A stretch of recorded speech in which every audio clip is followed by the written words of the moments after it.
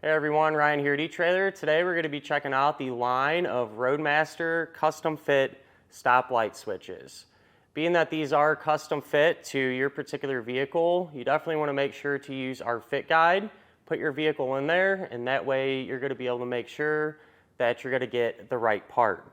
So when it comes to the stoplight switch, these are used for a couple of different reasons. One of them, and probably the most popular, is whenever you're setting your vehicle up to be flat-towed behind your motorhome. And if the supplemental braking system that you're going to be using uses an indicator light, this is where the switch would come into play.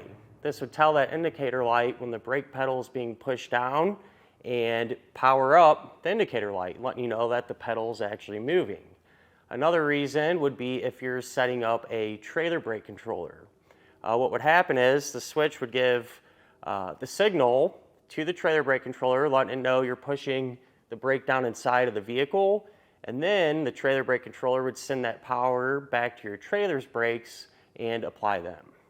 With that said, not every single vehicle is going to require the use of a stoplight switch like this for those components to work, whether you're doing a trailer brake controller or installing that supplemental braking system. Some of the vehicles from the factory will have an inactive stoplight switch, or some of them, if you try to tie into it, it can kind of throw things off.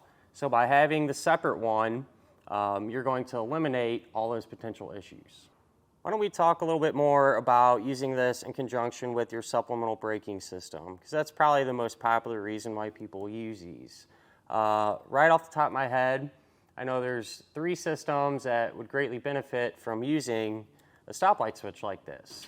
The Demco Stay and Play Duo, as well as the Stay and Play Duo that comes with the wireless coach link monitor, and the Roadmaster InvisiBrake. With that in mind, you can get those systems indicator lights to come on without using this, but the problem is when you wire it up that way, the indicator light will only turn on if that system actually has power to it. And so it's kind of only telling you half the story.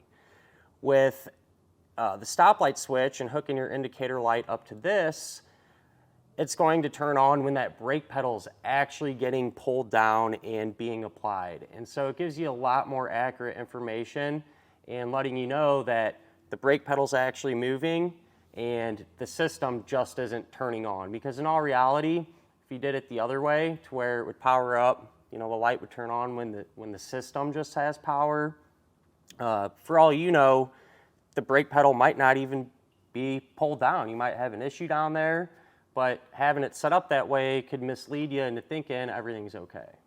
When it comes to a trailer brake controller, there's really no other way around not using this. If your vehicle requires it, it's just something that you're going to have to do, because that trailer brake controller has to know when you're actually pushing the brake down in your vehicle. That way it'll send power to the trailer's brakes, because if you try to work around it, you can't have the trailer's brakes getting pushed down whenever you're not hitting the brakes inside of your vehicle.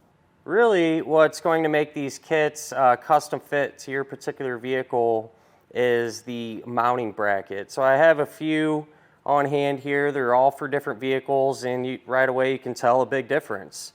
And what's pretty convenient that Roadmaster does is they utilize, a lot of times, in most cases, factory hardware that's already installed on the vehicle that you can take out and allow you to mount these brackets up. And so they make it as easy as possible when it comes to setting this up. And just like our vehicle today, we happen to have a Jeep Gladiator. Everything went together really smooth, and we'll check it out, give you an idea on how this works.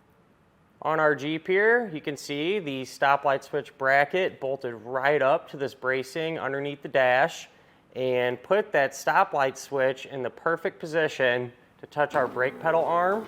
That way we can get a very accurate reading.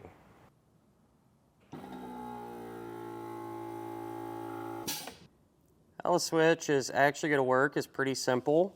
So on the end of the switch, there's this plunger here. When this plunger is pushed down into the switch like that, it's going to be an open switch, meaning no power is going to flow through the switch.